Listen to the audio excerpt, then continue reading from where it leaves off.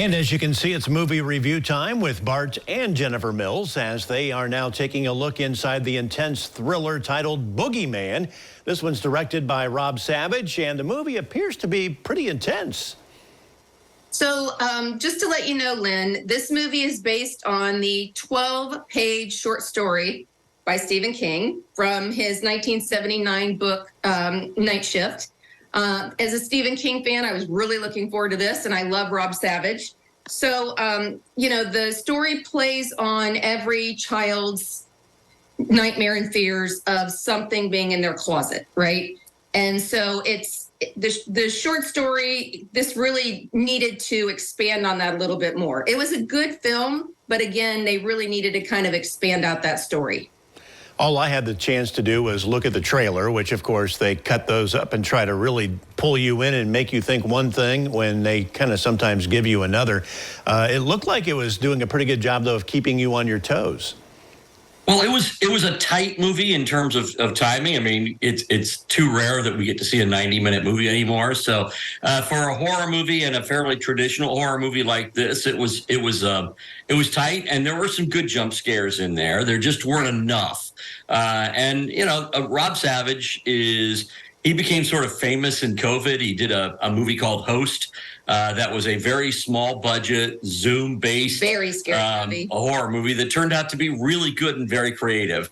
And so they gave him basically 10 times his budget from that and let him roll. It's a beautifully shot movie. It's well acted. The young woman in it, Sophie Thatcher, you'll know her from Yellow Jackets if you're a Yellow Jackets fan, but she's very good.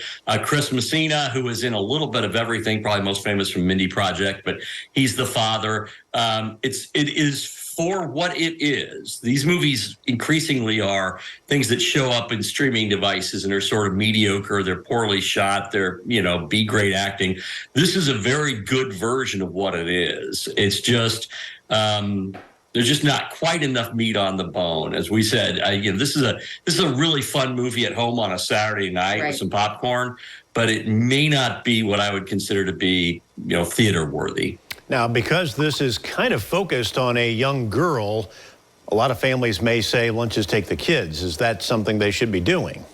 Oh, absolutely not. No, this is not this is not something that young children should be seeing, because again, it's just going to amplify their fears of something being under their bed or something being in their closet. It's just going to amplify that. All right. Well, it's time now for the famous thumbs up or thumbs down. Bart, let's start with you.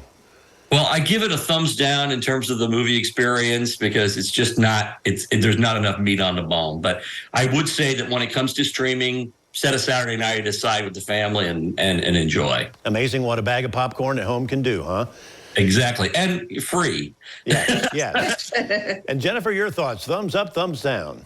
Well, I would agree with Bart. There were several really good jump scares. Rob Savage is really good at getting really unique, scary shots, but definitely skip the theater and wait till it comes to streaming. Sounds good. Thanks, guys, for your time as Bart and Jennifer Mills run down the movie Boogeyman for us. And we'll be back with more right after this.